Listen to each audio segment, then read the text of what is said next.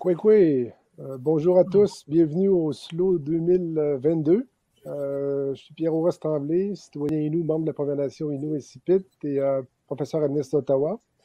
Ça me fait très plaisir d'être avec vous aujourd'hui. Merci pour votre participation et salutations à nos invités à cette rencontre autour du thème l'écriture comme outil pour interroger l'histoire coloniale, ni plus ni moins.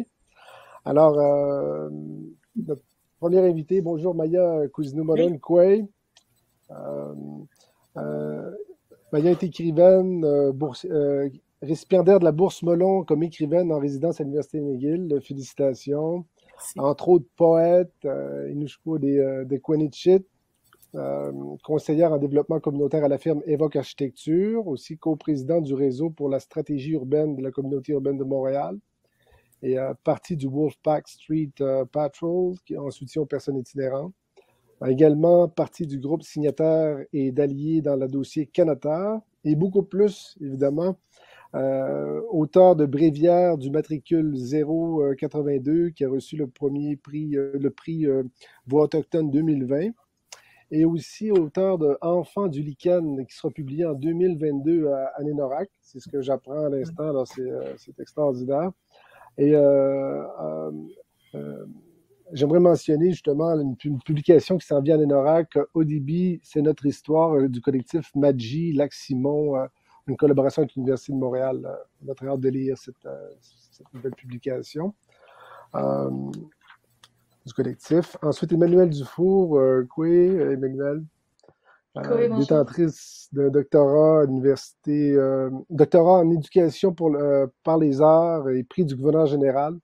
Bravo, qui croise sécurisation culturelle et bande dessinée. Emmanuelle est dessinatrice, conseillère pédagogique en équité, diversité et inclusion au collège à Huntsic. C'est le Québec qui est né dans mon pays et sa première bande dessinée solo en grand format qui a reçu un accueil remarquable dans le public. Ça fait plaisir d'être avec vous. Jean Sioui, Quay, bonjour Jean. Originaire de Wendake, entre autres écrivain, poète et mentor. Depuis, en 97, publié son premier recueil, Le pas de l'Indien, chez Loup de Gouttière, où il a aussi dirigé la collection jeunesse Les Loups Rouges. Il a ensuite fait paraître pour la jeunesse et quelques... pour la jeunesse... 3 livres jeunesse. Oui, mais 3 livres jeunesse, pardon. Recueil de poésie. Son plus récent s'intitule Au couchant de la terre promise, et qui est finaliste, je viens de l'apprendre, au prix littéraire Jean-Noël. Jean-Noël. Oui, pardon. Jean-Noël, c'est ça. Publié chez Mémoire d'Encrier. Alors, félicitations pour cette nomination. Aussi professeur responsable. Bon, le livre dont tu viens de parler, qui est finaliste, c'est pas aux éditions Nénorac, c'est chez Mémoire d'Encrier. Oui, Mémoire d'Encrier, oui, c'est ça.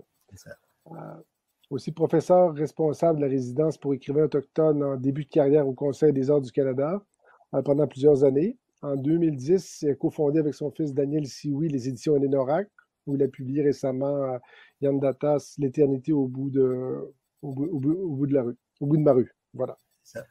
Alors, ensuite, Jérôme Melançon, poète, philosophe, chercheur interdisciplinaire, et on dit indiscipliné, hein, c'est écrit derrière la couverture, auteur de 2 recueils de poésie aux éditions des Plaines et d'un micro-recueil bilingue chez Above Ground Press. Il vient de publier un recueil de poésie En dessous de la langue chez Prise de parole. Chinoche Comitan, avocate, pour être là aujourd'hui. C'est un honneur d'être avec vous. Alors, allons directement au cœur de la question, puisqu'on a peu de temps, et puis on va garder 5 minutes à la fin pour les questions du public.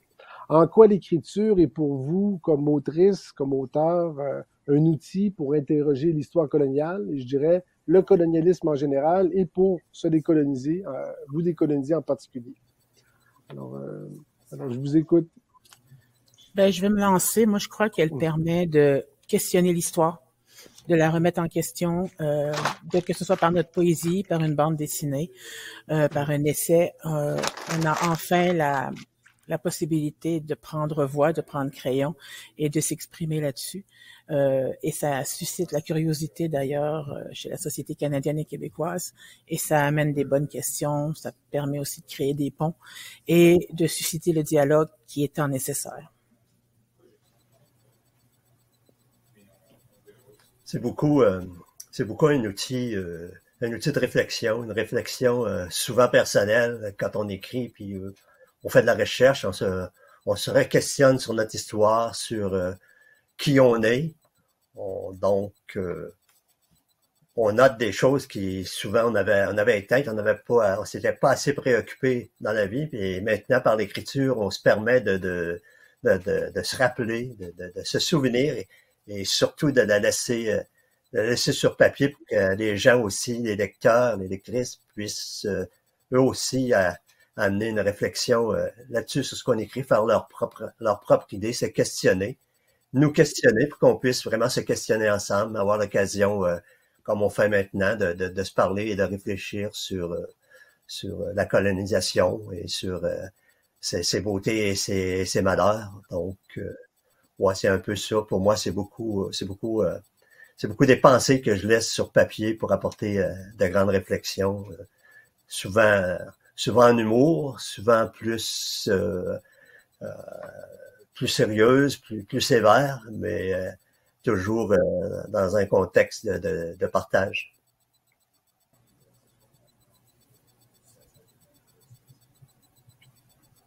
Oui, je dirais. Vas-y. En fait, non, mais je vais vraiment dans le même sens. La seule distinction, peut-être, c'est que moi, mon projet d'écriture est ancré dans un monde académique. Donc, peut-être, donc oui, pour la question de la posture, d'examiner, de revisiter nos souvenirs, nos postures, nos expériences, même du côté allochtone, évidemment. Mais mon objectif, par l'utilisation de la bande dessinée aussi, c'était un peu de pouvoir permettre à ce que ce dialogue-là, cette réflexion-là sorte des murs de l'académie ou les murs universitaires, pour pouvoir créer un dialogue ou une réflexion qui soit le plus inclusive possible, donc au plus grand nombre, puis qu'on puisse tout un petit peu passer par ce processus-là de questionnement, puis de savoir qu'est-ce que je connais pas, puis d'où viennent mes connaissances par rapport à l'histoire coloniale, pour faire un peu de ménage, puis mieux écouter par la suite les récits, puis les réalités qui sont un peu invisibilité au sein de la société. Oui, puis ça, je dirais, pour moi, c'est tout ça aussi, puis une manière d'explorer l'expérience, hein, comme colon, on m'a appris à ne pas penser au colonialisme, à ne pas le voir, à le dénier autant que possible. Donc, que ce soit en relation, hein, dans ma poésie, beaucoup au territoire où j'ai grandi, à Montérégie, en Outaouais, de revenir sur ces expériences-là différemment pour porter ça vers les autres, qu'elles puissent continuer par la suite à mener leur propre réflexion aussi, à approfondir des choses qui ne sont pas démontrables, mais qui peuvent être montrées, ce qui est assez différent de ce que je fais comme écriture universitaire aussi par ailleurs.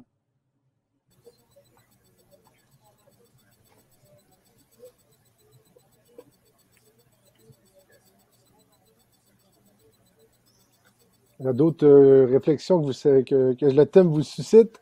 Il y a beaucoup à dire. Je pense que c'est aussi, en permettant l'écriture comme ça, ça peut être aussi un remède pour ceux qui écrivent aussi, des gens des Premières Nations qui avaient souvent, qui sortent de l'oralité et que leur langue première, c'est leur langue maternelle bien souvent. Donc, c'est peut-être enlever cette gêne que les gens des Premières Nations avaient d'écrire, parce que l'écriture a souvent été défavorable pour nous. Ce qui a pu être écrit, bien souvent, là, ça a pu nous tromper. C'était pas le sens vraiment de la pensée qu'on voulait laisser. Mais maintenant, je pense que ça a enlevé cette gêne et ça l'a donné un outil, un métier même pour nos gens chez nous de pouvoir parler par les mots, par les livres, de pouvoir enlever cette gêne qu'ils gardaient entre eux, puis maintenant de se mettre au monde par l'écriture aussi. sais, comme on parle d'un outil pédagogique, moi, ça me fait penser, j'enseigne un programme au DESS en récit médias autochtones à l'Université de Montréal. D'ailleurs, Maya est venue nous visiter à chaque cours, on a un invité qui vient faire un lien avec les récits, mais l'objet d'étude étant vraiment les littératures autochtones, que ce soit films, livres, pièces de théâtre, art de toutes sortes. Puis ce que je trouve intéressant, c'est qu'à travers les littératures autochtones, même pour des étudiants, par exemple, qui sont passés par des certificats en études autochtones ou en anthropologie ou bien d'autres disciplines, finalement, qu'on voit des réalités connexes, c'est que de passer par les récits autochtones, de passer par les littératures autochtones, finalement d'avoir une totale écoute et une totale articulation autour des perspectives autochtones, ça change complètement, finalement, les réflexions, les points d'analyse des étudiants, puis c'est ce qu'ils nomment eux-mêmes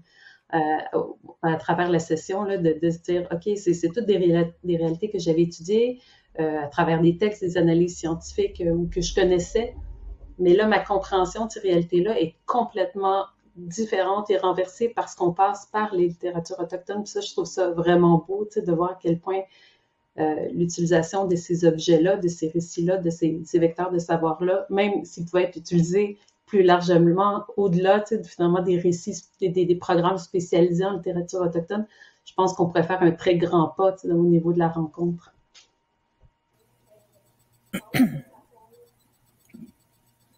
Moi, je trouve aussi courageux et nécessaire, je crois, que ce qui se passe au pays en ce moment, puis il faut avoir été là le 1er juillet dehors pour avoir été témoin du réveil suite aux découvertes, des tristes découvertes avec les enfants des pensionnats. Est-ce que c'est dommage que ça a pris cela pour réveiller les gens? Oui et non. Je veux dire, enfin, on a des preuves tangibles que nos histoires ont vraiment existé. C'est dommage que ça prenne des preuves. Et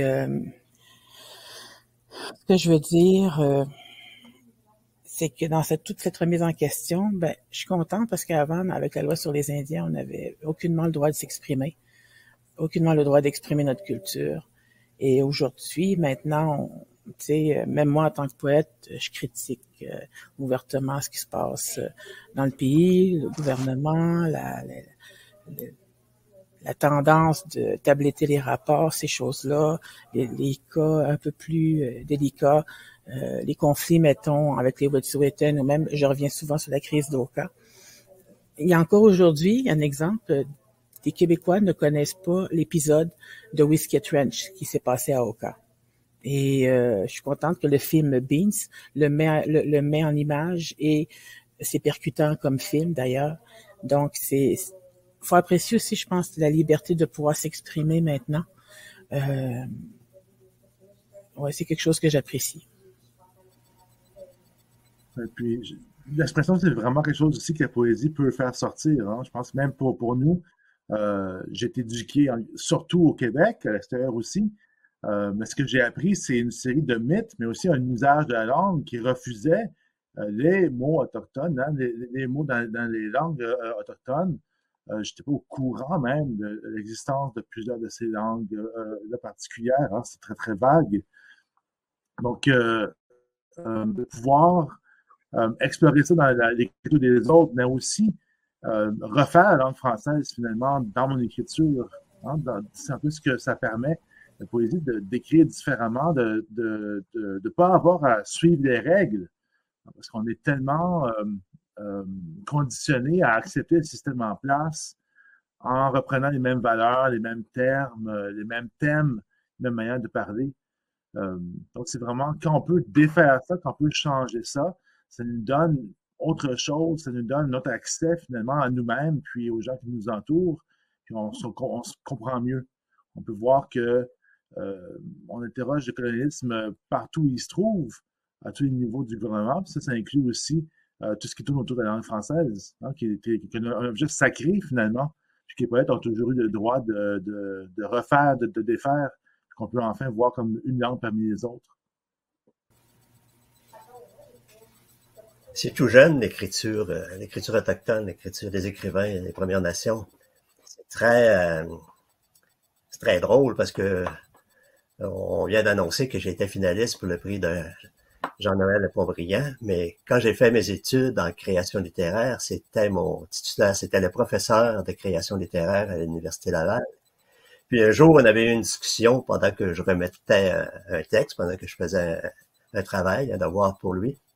Puis il avait dit, tu sais, Jean, t'es pas toujours obligé d'écrire autochtone. T'es pas toujours obligé d'écrire des choses sur ta culture, sur ta nation. Puis je lui avais dit, mais tout respect, monsieur Pontbriand, un jour, il va y avoir une vraie écriture autochtone. Il va y avoir de l'écriture autochtone. Puis aujourd'hui, quelques années après, c'est arrivé.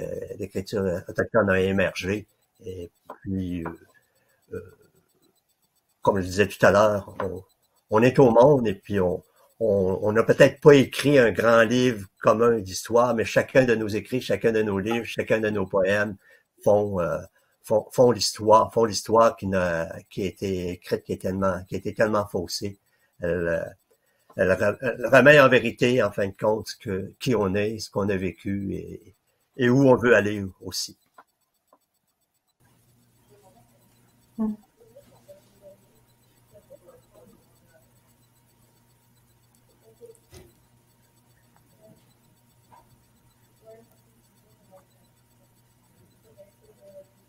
Quelqu'un veut ajouter, veut rebondir, allez-y librement, j'interviens le moins possible. Les interactions, c'est là qu'il y a, à travers nos conversations, qu'on peut aller chercher le cœur de la question.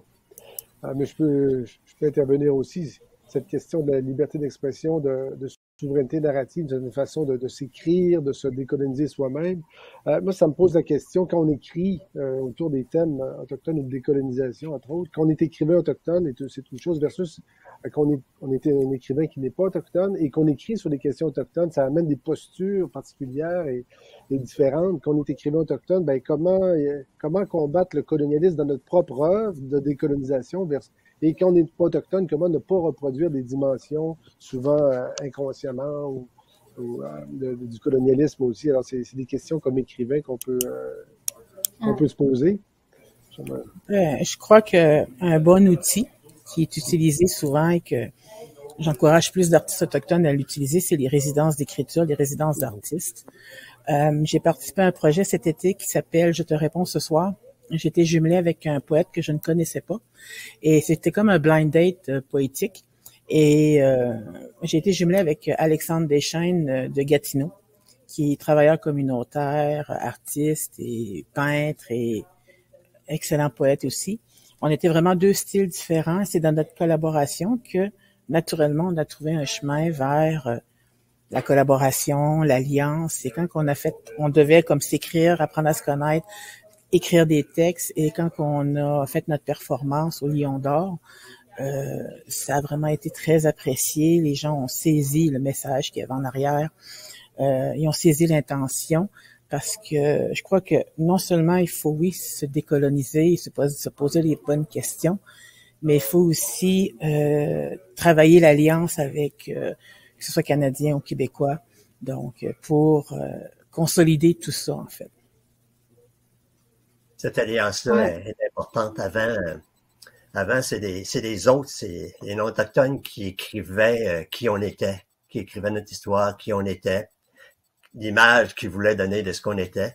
Maintenant, on a l'opportunité d'écrire nous autres mêmes notre histoire, d'écrire qui on est, puis on a le droit maintenant, on se permet maintenant de juger les écrits des autres de l'extérieur en toute fraternité, disons, en toute amitié, mais on se permet de le faire parce que, en cause de notre vécu, en cause de notre histoire, on avait appris plus à se taire sur ces choses-là.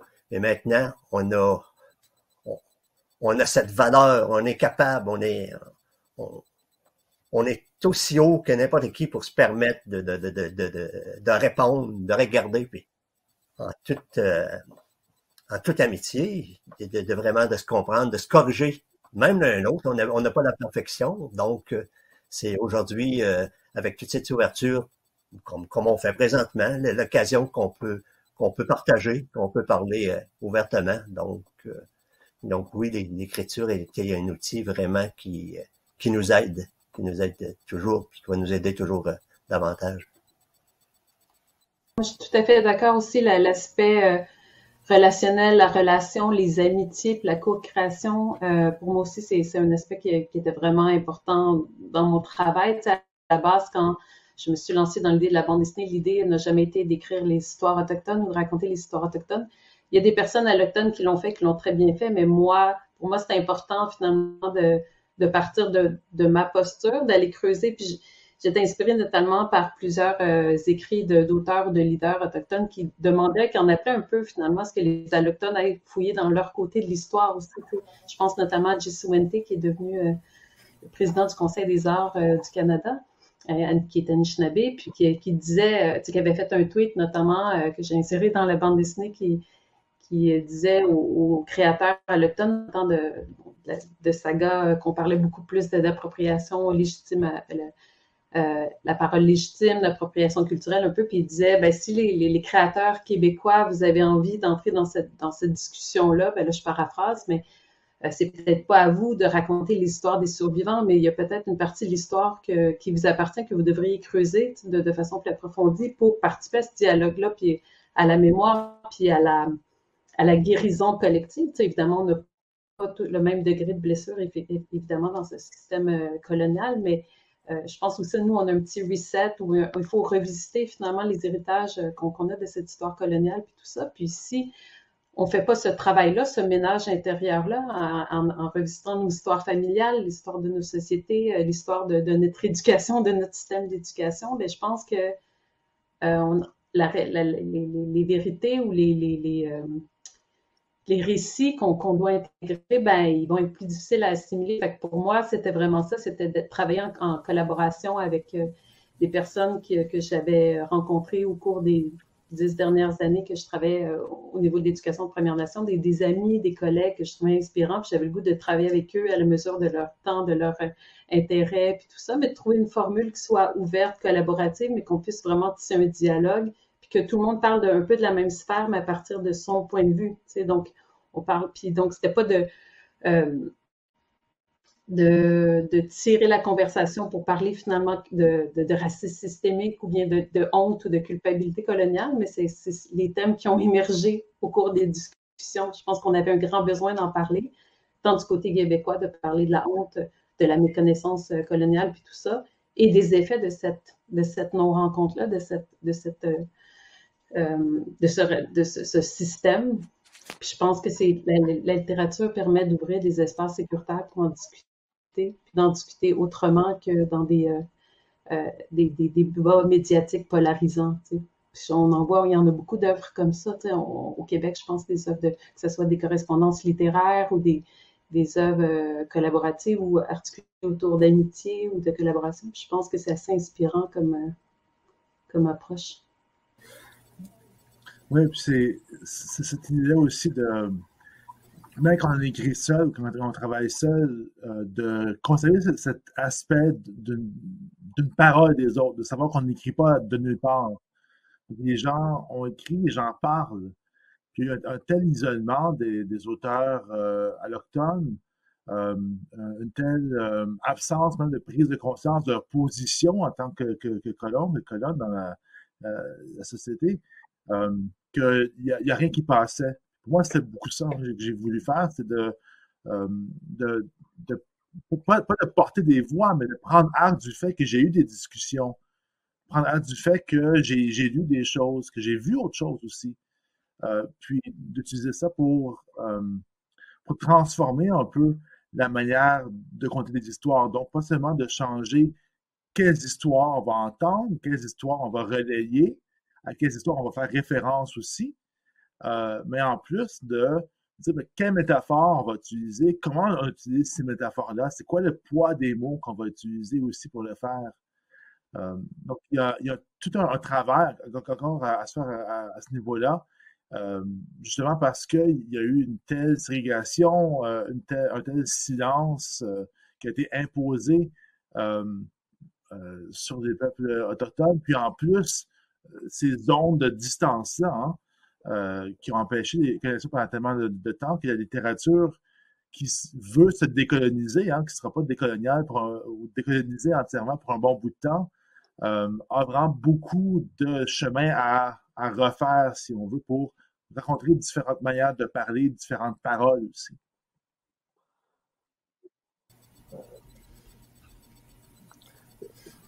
Vous avez parlé de la question de l'alliance, et puis il y a toujours cette question de réconciliation qui est un peu sous-jacente, qui est présente dans le discours public aussi. La question que je me pose, c'est dans quelle mesure ce travail compte tenu de l'inégalité des rapports de pouvoir encore aujourd'hui, puis l'omniprésence du système colonial, dans quelle mesure ce maintien des alliances ne se fait pas un peu au détriment de la parole autochtone aussi, puis de certaines vérités qu'il faut garder sous silence pour maintenir ces relations-là avec nos alliés, si je peux dire.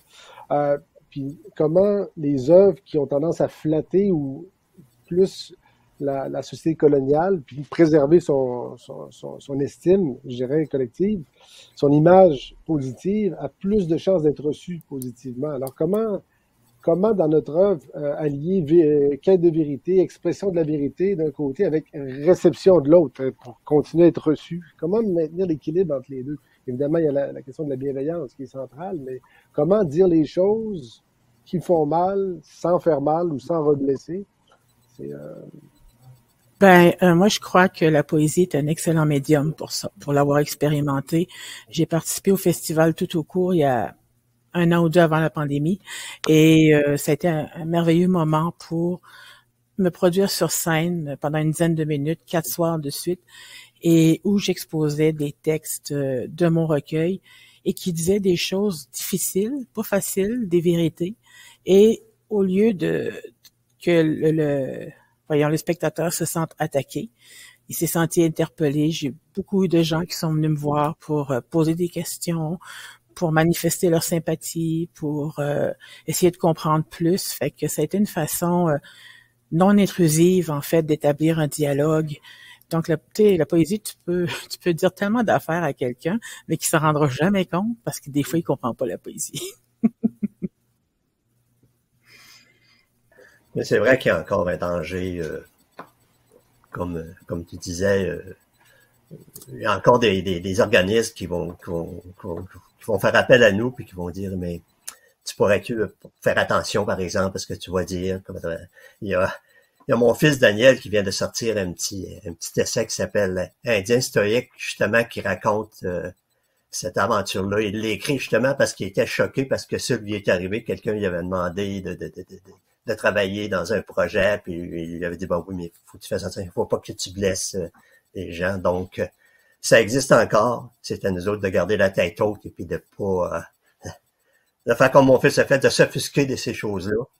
Et puis, il y a un autre danger qui existe, qu'il faut qu'on fasse attention, puis moi, j'avertis tout le monde qu'on tombera pas dans ce panneau-là. Avec toute cette ouverture envers les Autochtones, il faut pas non plus qu'on nous accueille comme des Indiens de service. Il y a beaucoup de programmes maintenant qui reçoivent de l'aide parce qu'ils vont accueillir un Autochtone, ils vont accueillir un écrivain. Donc, moi, j'embarquerai pas là-dedans. Puis je vais dire à tout le monde, restez chez vous plutôt que d'embarquer dans un système comme ça où vous serez un petit Indien de service. On n'est pas là. On est rendu à un niveau beaucoup plus haut, beaucoup plus respectueux que ça. Donc, encore aujourd'hui, tout n'est pas parfait, mais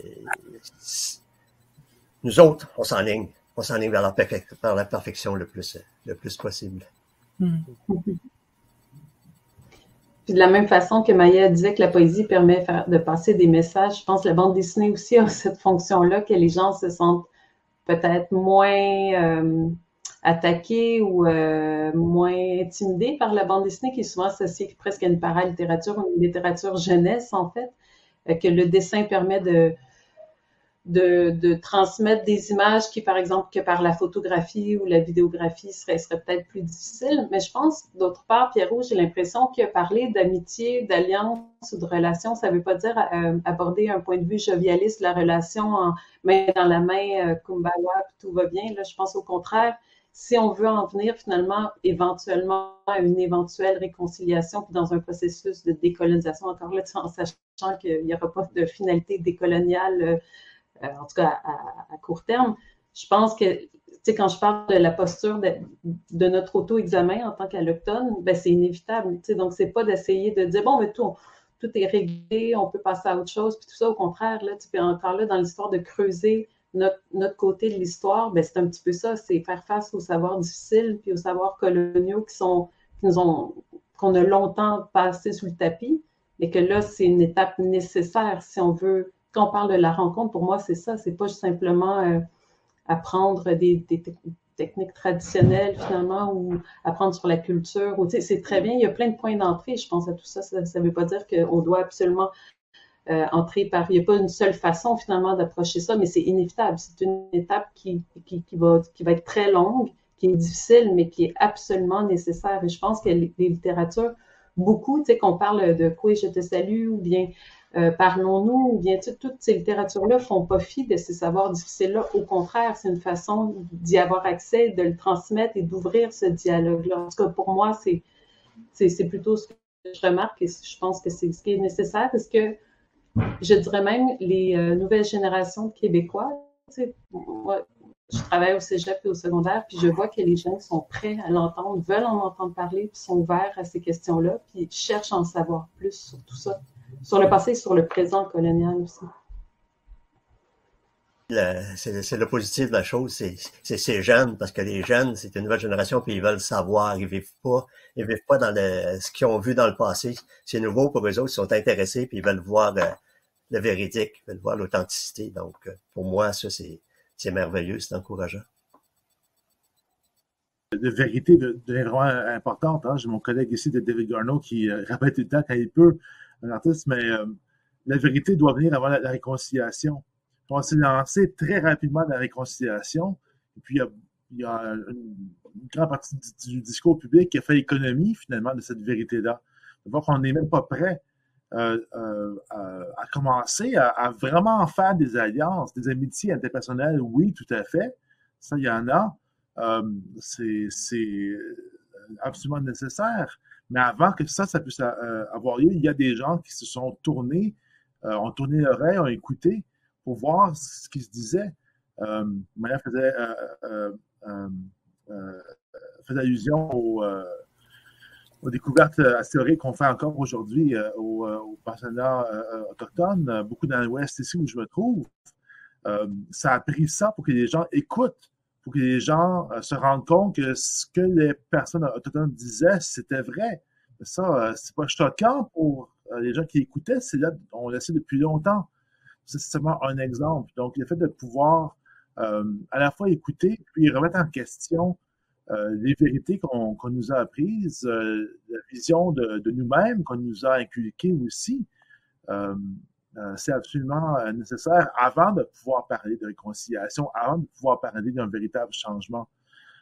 Puis ça, c'est le genre de choses que, oui, il faut écouter, oui, il faut avoir des relations, mais il faut absolument éviter de mettre ça sur le dos aussi des personnes autochtones, comme non, je ne dois pas me retourner pour exprimer ma gêne ou ma culpabilité ou ma honte ou ma colère, d'être remis en question, tout ça. Ben, les gens qui font savamment exprimer ce qui a toujours été vrai, mais que j'ai jamais eu la chance de voir. Ce que je trouve aussi super intéressant, c'est comment qu'on peut, nous, en tant qu'Autochtones, utiliser deux outils coloniaux, la langue, qu'elle soit française ou anglaise, et l'écriture, pour poursuivre, maintenir nos traditions, pour des fois mieux passer les traditions orales à la génération qui va venir. Ça peut contrer, mettons, avec la perte de la langue, la perte de certains savoirs précieux. Je pense au vieil Innu qui est parlé dans l'Est du Québec. Tu sais, c'est des choses vraiment importantes à conserver en espérant qu'un jour on puisse le réutiliser. Donc, c'est par l'écriture qu'on peut faire ça. Et comment aussi, on peut aussi comme tenter de redonner d'autres manières de faire avec nous. Je me rappelle avoir envoyé la première version de mon premier recueil à une maison d'édition, mais qui était aussi chapeautée par une université, et me le faire remettre de manière assez cavalière pour me dire que mon français n'était pas assez académique, n'était pas assez universitaire, et je me suis pas gênée pour leur répondre. Et je comprenais que on n'était pas encore assez près, et je peux pas assez remercier Jean et Daniel d'avoir décidé eux-mêmes de fournir les outils pour qu'on puisse être publié et puisse être entendu. Et là, soudainement, ça ouvre d'autres portes. Depuis que j'ai publié chez Anénorac, je suis interpellée par d'autres maisons d'édition pour écrire. Et je crois aussi, il faut se rappeler, je pense, comme on est dans les premières batch d'écrivains autochtones, que ce soit moi, Jean, Naomi Fontaine, Joséphine, on puise à même nos blessures coloniales. On puise à même notre bagage historique. Et souvent, c'est très, ça mange beaucoup d'énergie, ça nous épuise, ça vient nous chercher parce qu'on brasse toujours des souvenirs difficiles. Et je pense que si on accepte d'embarquer dans l'écriture en tant qu'autochtone, c'est pas une obligation, c'est un choix de faire ce genre de chemin-là, d'être un ambassadeur de bonne volonté pour faire connaître l'histoire, faire connaître notre histoire aussi. Mais tout comme on peut se donner le droit d'écrire hors du sujet autochtone, comme à Noël, j'ai écrit un conte pour enfants et c'est une histoire vraie où j'ai mis des animaux à la place et les gens s'attendaient à avoir quelque chose d'autochtone dedans, mais la seule chose que j'ai pu répondre à la dame, c'est peut-être dans l'ouverture et la tolérance que le livre exprime, mais c'est ça. Puis je pense à voyons, l'écrivaine Innu de Mastoyache qui écrit des polars. Ouais, c'est ça.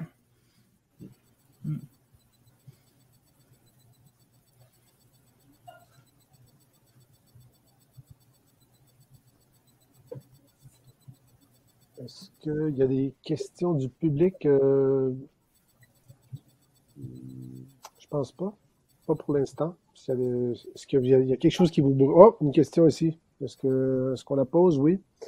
La personne demande, j'aimerais savoir si vous avez déjà pu mesurer l'impact de vos écrits sur la réflexion ou la perception d'une ou des personnes ayant eu contact avec votre œuvre. Bref, avez-vous en tête une expérience ou des expériences lors desquelles vous avez pu constater l'impact de votre écriture? Certains lecteurs et certaines lectrices peuvent le vivre dans l'intimité, cet impact, et ne pas en témoigner. Je suis curieuse de savoir si certains sortent de cette intimité pour aller vers vous. Oui. Oui, j'ai eu des témoignages quand le bréviaire est sorti. Que ce soit de la curiosité ou un remerciement ou un commentaire positif sur l'écriture. Ça a été vraiment ce qu'on exprimait justement l'impact que cela avait eu sur la personne, un impact en général positif, mais aussi, tu sais, la poésie, quand on lit un écrit de quelqu'un, on peut l'interpréter selon notre réalité que l'on vit, mais en même temps, ça n'écartait pas la possibilité de se questionner sur nous, ce qu'on vit en tant qu'Autochtone. Moi, je dis souvent que le meilleur salaire que je peux recevoir d'écrire des livres, mes droits d'auteur autochtone, c'est les petites lettres ou les courriels que je reçois de gens qui m'ont lu, puis qui témoignent de ce qu'ils ont, ce que je leur ai apporté par ces un ou deux poèmes. Donc, pour moi, là, c'est le résultat d'une mission quasiment que je me suis donné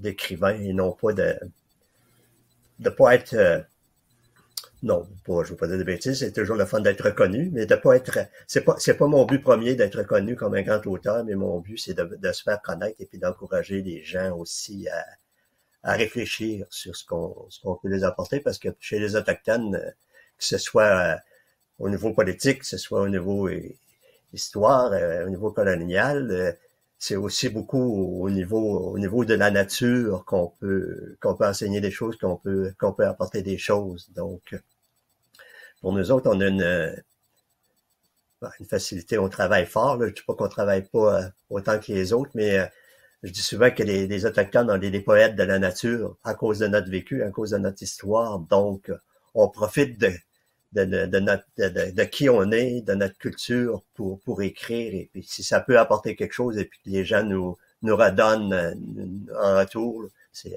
pour moi, c'est merveilleux. On a atteint un grand but dans la vie, un petit pas qui peut amener très loin.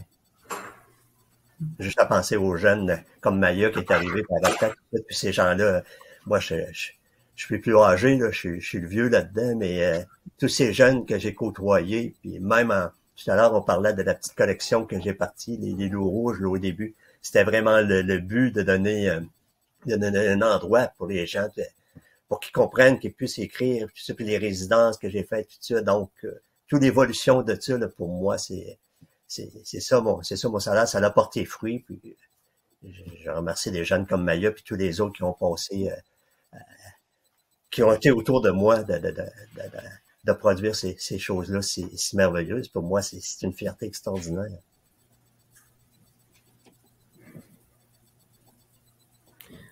Une petite anecdote. Moi aussi, je dirais que c'est pas bon. Ah, vas-y, Emmanuel. Non, vas-y, Maya. J'irai après. C'est très rapide. C'est une petite anecdote.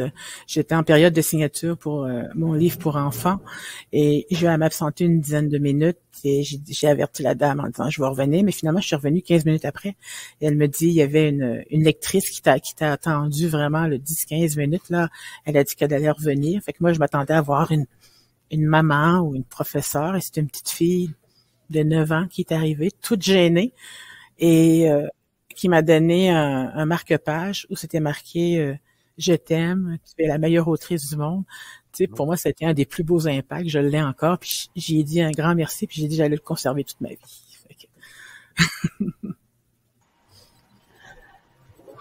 C'est vraiment beau, mais moi aussi, c'est vraiment ce qui me fait le plus plaisir. Mais moi, c'est de l'autre côté, c'est quand les gens, en fait, de deux types d'exemples. C'est quand les gens me disent ah, mais moi, ça m'a amené à me préparer un peu à cette rencontre-là, à me rendre compte que finalement, je pensais dans mes souvenirs, puis moi non plus, je connais rien. Tu sais, en fait, que de voir que les personnes puissent réfléchir, puis je me suis dit, ça m'a fait réaliser que je devrais peut-être justement prendre une couple de ces titres-là, tu sais, des auteurs autochtones, de la littérature, de le voir, ce documentaire-là, tu sais, de me rendre compte que finalement, mon histoire coloniale, je suis née ici, moi aussi, puis j'ai, je sais pas, 30, 40 ans, 50 ans, j'habite ici, puis je connais absolument rien des peuples autochtones, puis tout ça. Fait que ça, quand je me rends compte que la bande dessinée peut déclencher ouvrir cette petite fenêtre-là ou déclencher cette petite étincelle-là, je dois avouer que ça me fait particulièrement plaisir. Puis d'un autre côté, ce qui m'avait surpris et qui était vraiment inattendu pour moi, c'est quand, au niveau du public autochtone, tu sais, les gens se prennent en photo avec la bande dessinée, tu sais, que c'est eux, tu sais, qui reconnaissent leurs cousins, leurs frères, leurs amis, tu sais. Ça, c'est aussi, c'est quelque chose parce que la bande dessinée s'adressait d'abord et avant tout à un public alloctone pour justement déclencher cette petite question de qu'est-ce que tu connais, c'est quoi ta posture, est-ce que tu y as réfléchi, puis par où, tu sais, comme se préparer à cette rencontre-là.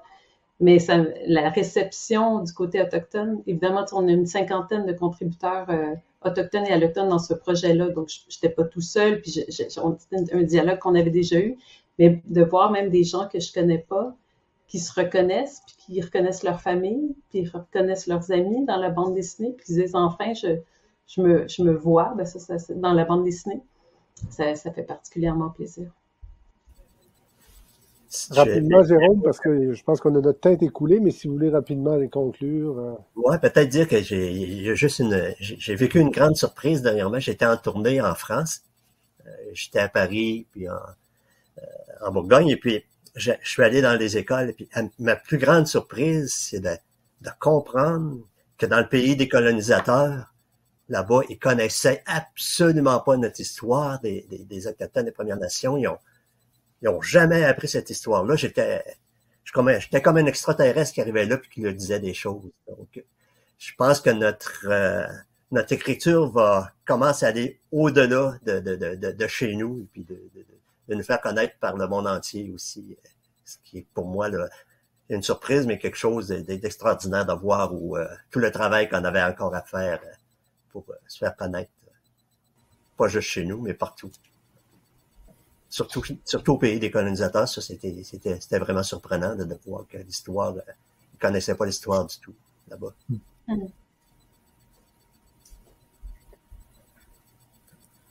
Je pense que c'est le temps qu'on avait. J'avais envie de vous poser la question, c'est quoi vos conseils pour les jeunes écrivains et tout ça? Peut-être que ce sera un autre panel une autre fois parce que je veux vous remercier pour tout votre travail, votre écriture qui change le monde. Maya Cousineau-Mollen, Jérôme Melançon, Emmanuel Dufour, Jean Sioui, ça a été un honneur d'être avec vous aujourd'hui.